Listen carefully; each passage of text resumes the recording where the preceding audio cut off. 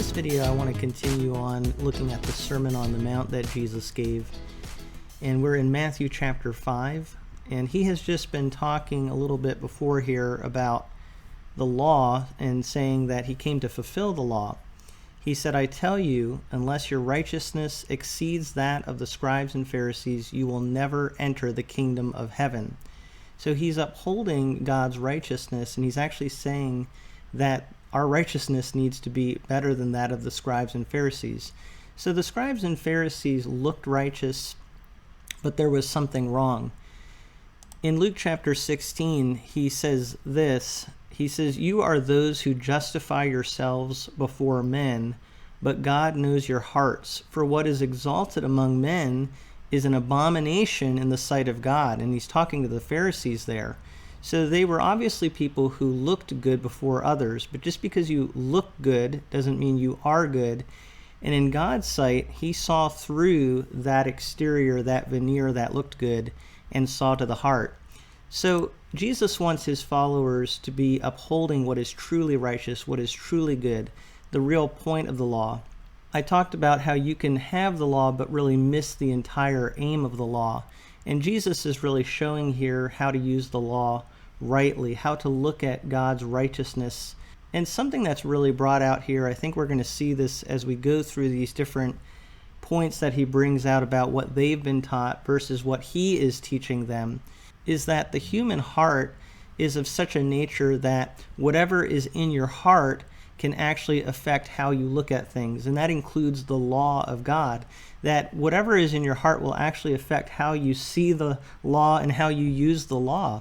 So even something good like Scripture, if you have certain things in your heart, you're going to take that and misuse it because of what's in your heart. And I really think that comes out a lot in Jesus' teaching. Here he says, you have heard that it was said to those of old, you shall not murder, and whoever murders will be liable to judgment. But I say to you that everyone who is angry with his brother will be liable to judgment. Whoever insults his brother will be liable to the council, and whoever says you fool will be liable to the hell of fire. So if you are offering your gift at the altar, and there remember that your brother has something against you, leave your gift there before the altar and go. First be reconciled to your brother, and then come and offer your gift. Come to terms quickly with your accuser while you are going with him to court, lest your accuser hand you over to the judge, and the judge to the guard, and you be put in prison. Truly I say to you, you will never get out until you have paid the last penny. So one thing I think that's being brought out here is that he's talking here about how we are taught not to murder, and that is actually a scriptural command in the 10 Commandments, you shall not murder. It's easy to think, though, again, if we misuse the law, to say, well, if I haven't murdered anybody, then I'm a good person. But Jesus brings out here that it's not just murder that is sinful, it's actually what's in the heart.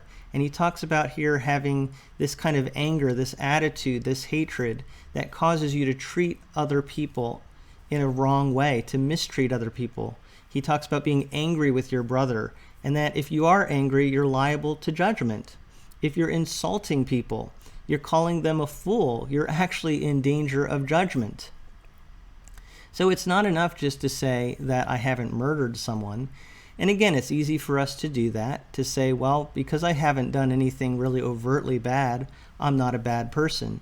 Jesus says, what's in your heart, though? You can technically follow the letter of the law and still be liable to judgment because of what's in your heart. And what's in your heart is anger and hatred and bitterness toward others. So he says when you're worshiping, if you realize that you've offended someone and that there are going to be consequences for that, even in this world, right? Someone might take you to court. You need to work on your relationships with other people.